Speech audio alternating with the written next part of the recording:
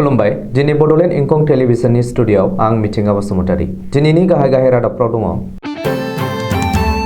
प्रमद बर'आ समबादियै मावख'आव नुजाथियै मावफारियाफोरखौ लागाम होबाय।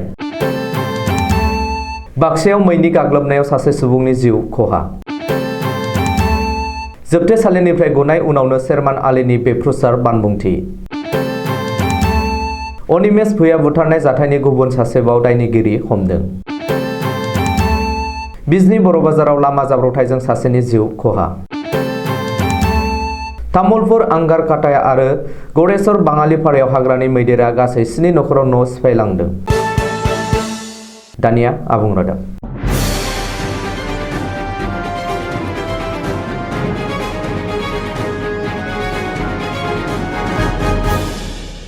समबादियै मावख'आव नुजाथियै मावफारियाफोरखौ लागाम लागायबाय बिटिआरनि गाहाय प्रमद बर'आ। बिटिसि सेक्रेटारियेट मावख'नि गासैबो मावगिरि आरो मावफारियाफोरा दिनैनिफ्राय समबादियै मावख'आव नुजाथिनांगोन आरो समबादियैसो ओंखारलांनो हागोन। समबादियै एबा 10 रिंगानि सिगां मावख'आव नुजाथिफैयि रावबो मावख'गिरि आरो मावफारियाफोरखौ बिटिसि सेक्रेटारियेट मावख'आव हाबहोनाय जानाय नंला। बिटिआरनि गाहाय प्रमद बर'आ दिनै बे गोख्रों बिथोनखौ होबाय आरो बे बिथोना दिनैनिफ्रायनो गोहोम गोग्लैदों। आरो प्रमद बर'आ दिनै फुंनि 10 रिंगानि सिगांनो सेक्रेटारियेट मावख'नि हाबग्रा गाहाय गेटआव थानानै नायबिजिरदों आरो समबादि मावख'आव फैयि मावफारियाफोरखौ गेटआवनो हमथादों। मख'नो गोनांदि प्रमद बर'आ दिनै 10 रिंगानि उनाव मावख'आव फैनाय सासेबो मावख'गिरि आरो मावफारियाफोरखौ हाबहोआखै। 10 रिंगानि उनाव बिटिसिनि मावफुं सोद्रोमाफोरखौल' हाबहोदों। प्रमद बर'आ खौरांगिरिजों मोगा-मोगियाव बुंदों दि दिनैनिफ्राय बिटिसि सेक्रेटारियेट मावख'नि जायफोर मावख'गिरि आरो मावफारियाफोरा सम बादियै फैया एबा 10 रिंगानि उनाव फैगोन बिसोरखौ हाबहोनाय जानाय नङा आरो जायफोर 5 रिंगानि सिगां ओंखारलांगोन बिसोरनि दानबान्थाखौबो दाननाय जागोन। बेनि अनगायैबो जायफोर जेबो जाहोन गैयालासे लान्थ्रियै सानथाम मावख'आव नुजाथिया बेखौ सासपेन्ड खालामनाय जागोन होननानै गोख्रों हुमखि होयो प्रमद बर'आ। बबेखानि बिटिसि सेक्रेटारियेट मावख'आव गोबांसा सुबुंफोरा बायदि बायदि खामानि लाना फैयो आरो अफिसारफोरखौ लोगो मोनैयाव खामानि जायैयाव गोबां जेंनाजों मोगा-मोगि जानाङो। बेनिखायनो दिनैनिफ्राय साफ्रोमबो मावख'गिरिफोरा 10 रिंगानि सिगां मावख'आव हाबनांगोन आरो 5 रिंगानि उनाव थांनो हागोन। सोरबाफोर मावफारिया लोमजायोब्ला एबा माबाफोर जेंना जायोब्ला सोरखारि खान्थि बादि सुथि लानो हागोन। नाथाय गोसोबादि फैनाय आरो गोसोबादि थांनाय बियो जानो हाया होननानैबो प्रमद बर'आ रोखायै बुंथियो। मख'नो गोनांदि मावख'आव समबादियै नुजाथिनायनि बागै मावफारियाफोरनो सिगाङावनो मिथिहोखानाय जादोंमोन आरो डिउटि मावि रावखौबो सहायनाय जानाय नङा होननानैबो प्रमद बर'आ रोखायै बुंथियो। बाक्सायाव हाग्रानि मैदेर आरो मुफुरनि उनाव बेखाव मैनि उदखार। मैनि गाग्लोबनायाव सासे सुबुंनि जिउ खहा। बे जाथाया खोनानायाव फोथायथाव नङाब्लाबो बे जाथायानो बाक्सा जिल्लायाव दिनै जादों। बाक्सानि जातिगाव गामियाव मानास हाग्रानिफ्राय आदार नागिरना ओंखारबोनाय मासे मैनि गाग्लोबनायाव सासे बैसोगोरा सुबुङा जिउ गोमादों। मैनि गाग्लोबनायाव जिउ गोमानाय सुबुंखौ 75 बोसोर बैसोनि बिरसा कारिया होननानै सिनायथिदों। बे जाथाया ओनसोलाव बयखौबो गिखां होदों। बबेखानि बे जाथायनि बागै खौरां मोननायनि उनावनो हाग्रा बिफाननि मावफारियाफोरा जाथायसालियाव थांना खौरां लाहैयो आरो मैखौ ट्रेंकुलाइज खालामना मानास हाग्रामायाव हगारहैफिननायनि लाहार-फाहार खालामो। मख'नो गोनांदि बाक्सा जिल्लानि माखासे ओनसोलाव दासान्दि हाग्रानि जुनारनि उदखार सोलिगासिनो। मैदेर फालोखौ लाजेनना मुफुर, मै आरो गुबुन गुबुन जुनारफ्राबो बाक्सा जिल्लानि भारत-भुटान सिमना आरो मानास नेसनेल पार्कनि आफांनि माखासे ओनसोलाव उदखार खालामना थागिरि सुबुंफोरखौ समखिहोदों आरो गोजोन गैयै खालामगासिनो दं। जोबथेसालिनिफ्राय गबोनायनि उनावनो फिन बेफ्रुसार बानबुंथि होदों बाकबर बियाबनि एमएलए शेरमान आली आहमेदा। एमएलए शेरमान आलीआ सिगांनि गावनि बानबुंथि आरो दाबियाव दासिमबो गोख्रोङैनो दं आरो गाबथाना दं। राजखान्थियारि खैसाराव गोग्लैनासो जोबथेसालियाव थांनो गोनां जादों होननानै जोबथेसालिनिफ्राय ओंखारबोनायनि उनावनो दाबि खालामदों शेरमान आलीआ। बेजों लोगोसेनो गिबि मन्थ्रि डक्टर हिमन्त बिश्व शर्माया राज धर्मखौ मानिनानै सोलियाखै होननानै अजद होदों।